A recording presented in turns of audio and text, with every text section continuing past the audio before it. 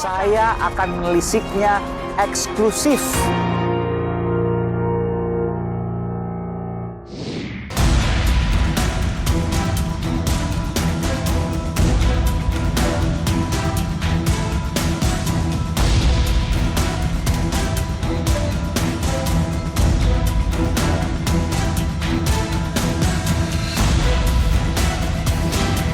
Saudara, benarkah ada pihak besar lain yang siluman berada di balik kasus Indra Kents dan juga Doni Salmanan? Saya mewawancarai Kepala Pusat Pelaporan dan Analisis Transaksi Keuangan, Ivan Yustiavandana. Pak Kepala, sehat selalu? Sehat, Mas Aiman. Assalamualaikum warahmatullahi wabarakatuh. Sehat selalu, Mas Aiman. Warahmatullahi wabarakatuh. Angka yang luar biasa, ratusan miliar sudah diungkap polisi, bahkan bisa lebih. Ada perputaran uang, dalangnya ada di Indonesia. Betul demikian? Kalau ratusan miliar sih kecil ya, kita lihatnya malah triliunan ya, Mas Aiman ya. Kita bicara ini satu data yang Indra Kents maksudnya, belum masuk Doni Salmanan ya? enggak, ini secara keseluruhan ya, secara keseluruhan yang kita lihat. Jadi kalau kita hanya melihat pada 1-2 kasus saja, itu kita mengecilkan kasus sesungguhnya ya. Artinya kan kasus yang ada sekarang itu sebenarnya merupakan puncak dari gunung es. Yang mencuat sekarang yang dilakukan penyidikan oleh Barreskrim itu baru 1-2. Dan kita nanti akan melihat perkembangan berikutnya, tapi most probably akan berkembang terus, Mas Aiman. Oke, baru 1-2 artinya ada berapa lagi? Sementara yang sudah kita lihat ya besarannya ya ada 6. Besaran itu maksudnya seperti metodenya ya, ada strategi forex, kemudian ada Virablas, Evotrade, afiliator, Sunmos, itu kan itu jadi ada 6. Tapi di balik itu kan ada banyak sekali Mas turunannya kan. Artinya semua yang disebutkan tadi ilegal maksudnya? Ya, modusnya sih banyak ya, modusnya sih banyak. Yang terjadi sekarang itu kan sebenarnya kalau kita sudah balik lagi ke 2002 itu kan Mas mungkin ingat yang namanya QSAR ya.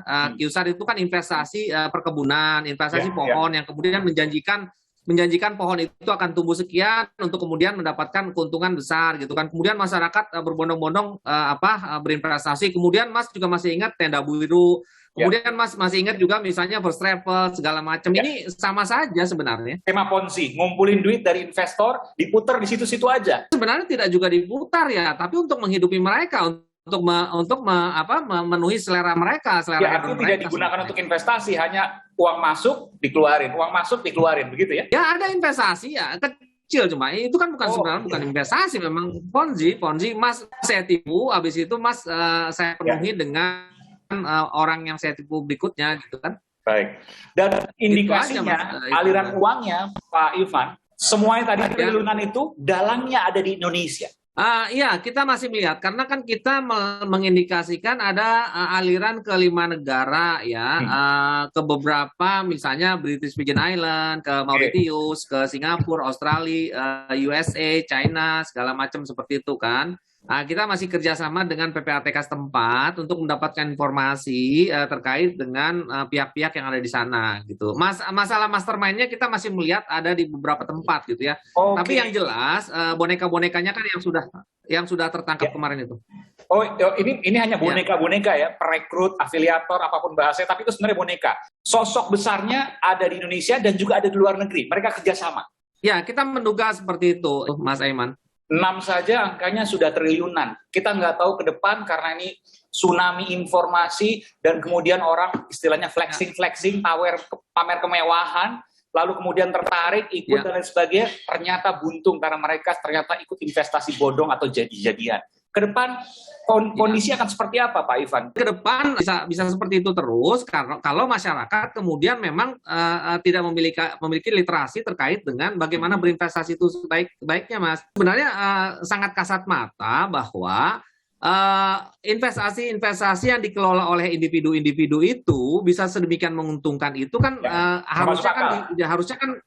harusnya tidak masuk akal. Kalau itu memang benar-benar menguntungkan, kan orang pintar, orang sekolah itu kan banyak di luar, Mas. Mereka pasti akan membuat sebuah perusahaan besar, membuat institusi besar untuk melakukan investasi yang jenis itu, kemudian dikelola dengan prudent, kan, izin OJK, izin BI, izin PPS, kan gitu. Suku bunga misalnya 4-6%, setahun ini 70%. Dalam waktu 20 detik itu sangat tidak masuk akal, meskipun banyak juga ternyata yang tertipu. Irasionalitas dari publik itu kan tidak bisa rata ya, bahwa kemudian terpancing ingin juga membeli Ferrari karena dia mengatakan bahwa dengan investasi sebulan juga bisa dapat Ferrari, bisa dapat kendaraan bagus, kan dia juga ingin gitu kan.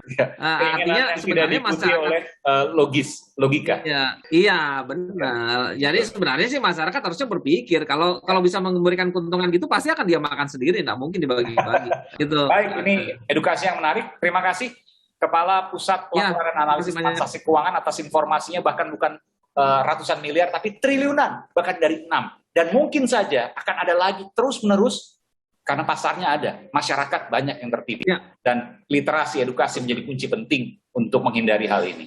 Terima kasih Pak Ivan Yustiavandana, Kepala PPATK telah memberikan informasi programnya. Terima kasih Pak Ivan. Terima kasih Mas Eman, sehat selalu Mas Eman ya. Sehat selalu Pak. Saudara, sebuah pelajaran penting. Jangan cepat silau dengan kekayaan orang lain, apalagi didapat dengan waktu kilat. Bukan untung yang didapat, tapi sebaliknya, penjara yang dilihat. Harus dipelajari, bukan sekadar hanya diingini.